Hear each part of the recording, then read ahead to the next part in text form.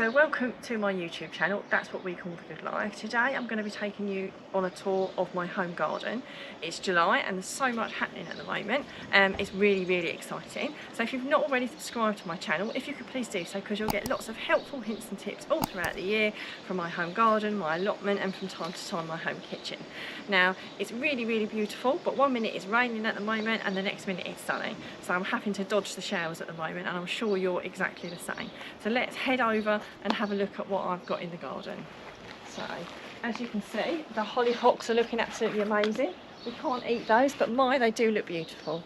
So as we head over, I've got some cucumbers down here. So they are finally starting to swell out. My ones over the allotment started out swelling out sooner. These are the miniature lunchbox ones, which I much prefer because the skins are always softer and they grow really quickly. So they are, like I said, and one thing to bear in mind is you do need to start training things up. So I've put some string up on here to start training it up, and I will need to start hooking these around, and that's something you need to do as well. You can trail them along the floor, but they can get more likely to get eaten by slugs and things if you trail them up, and they kind of fare better that way. So my broad beans have pretty much finished, but even though I didn't have that many here, I did actually have quite a few that we ate. We ate them over, well, various meals. So it just goes to show that even if you haven't got a lot in your garden, you can still produce quite a lot. The peas, and I'm hearing a lot of people saying this is the best year that we've done. I mean, this is the first lot I did, but I still keep finding peas shooting off of it. Look, I've got little ones there. So I did successional sow, so I put one lot out and then I put some more out. Got some of like the purple ones there, and I just continually come out here, look, and the more I just seem to be getting more. I don't think I've ever got so many of plants before. I've got my chard here, which is doing really well, which I've been harvesting. If you've never grown it, it's a kind of like a type of spinach, which is absolutely, some people call it rainbow or bright lights chard. It's really lovely because you can eat the leaves of spinach and you can cut the stalks up and put them in salads or use them in risottos and stews. A little bit like celery, but not the same flavour. But the actual stalks themselves work really well. I've got my strawberries in here. I think, well, I've got a few more blooms coming, which you can see. I've had quite a few strawberries, which we've been eating, and I've actually frozen a few, which I'm going to make into jam. But I think I might have had the most of them, but I'm not sure. I've got a few red ones over there, actually. So the trouble is when you only have a couple to pick, like that, you just end up eating them. That's the trouble. When there's a whole punnet full, I make it into the kitchen, but then a handful, they just go. So it's not too bad. As we head into the greenhouse, I've got my overwintering onions drying out there, and I've also got my garlic. I've got to say my garlic's not the best it's been, but there's a little bit there, and it will no doubt feed me for a little while. But the onions have definitely fared an awful lot better. I've got some spring onions there, which I can put out if I've got any space. I've got a couple of chilli peppers there, which are doing really well, and they've got their first blooms on them. And I've started off, these are just some sweet peas, so I don't know. I'm sure they will produce some blooms. It's a little bit late for me normally to be starting these off, but I had a really nice kind of like jumbo bloom one, so I just thought I'd chuck them into a pot. And once they've grown a little bit, I'm going to plant them out somewhere, probably up the allotment near the kind of like the covered in bit where I've got the sweet corn. So I'm probably going to do that, my kind of own little polytunnel thing that I've created. So the tomatoes, I've already had a few of the tomatoes. They're doing really well. So I haven't got loads at the moment, but I kind of think, you know, the beginning of July to be getting tomatoes already, I'm pretty pleased with that. And that one over there is starting to ripen as well, so they're doing really well. So the thing you've got to remember is obviously to be feeding things like your tomatoes with a really good tomato feed. And we've got an allotment shop, so if you're not sure what to feed them, we do put some recommendations in there, and there's lots of other recommendations of other things we use, like the netting and all sorts of other stuff as well. So if you want a little bit of guidance of the things that I use and that I've kind of tried and tested, and then you're very welcome to have a look. So I've also got a sweet pepper there that someone very kindly gave me. I gave them some spring onion seeds and some rhubarb and some homemade sloe gin, and they gave me some lovely pepper plants, so I'm very happy with the swap. So if we move out and have a look at the rest of the back garden, as you can see, everything's just growing really, really quickly now. Anyone that follows me, you probably saw my aubergines a few weeks ago, and they were probably, well, I think they were smaller than half the size of that. I think about a quarter of the size. Absolutely just going absolutely bonkers. And these are the grafted ones I get from Sutton's that are absolutely fantastic. Got loads of bloom on there, and I can see I've probably got one that might start forming an aubergine there. That's probably the most advanced one.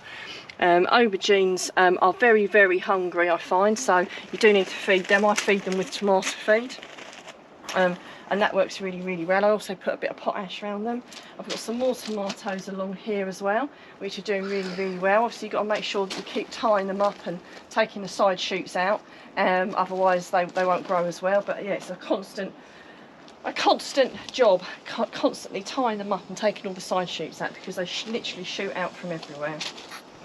I've got another pepper plant there. That was another one that my friend gave me, which is looking really good. So I'm looking after and nurturing that. I've got another pepper plant there, which, if I'm honest, it's looking a little bit sad for itself, but you know, we just got to see how it goes, and hopefully it will come good. And I've got a little bit of rocket that just kind of like self-seeds itself, and to be honest, I'm quite happy to let it self-seed itself, because I just pick a little bit off from time to time and just eat it. And I've also got some spring onions in there that I've transplanted. They're the bunching variety. I've never grown the bunching variety, so I'm quite curious to see how long it takes them to bunch, if I'm honest. So as we move round, we've got the French beans, which are doing really well. I've got some bloom forming. I've got some mixed variety. I think they're mainly green French beans, but I have got some coloured ones, which you can tell from the different blooms that are on there. We've got some lovely kind of like pinky purple blooms there, and then we've got some other ones there which are kind of like yellow and white. So we should have a mixture of beans there, green, yellow and purple beans. But I do think most of them are green beans, but we'll see. You never quite know which ones have taken and which ones haven't. But they do look far better on than a lot of the others. One thing you do need to be keeping an eye on is the black fly. So, you know, if it's not too bad, you can just turn the leaves over and just rub it off.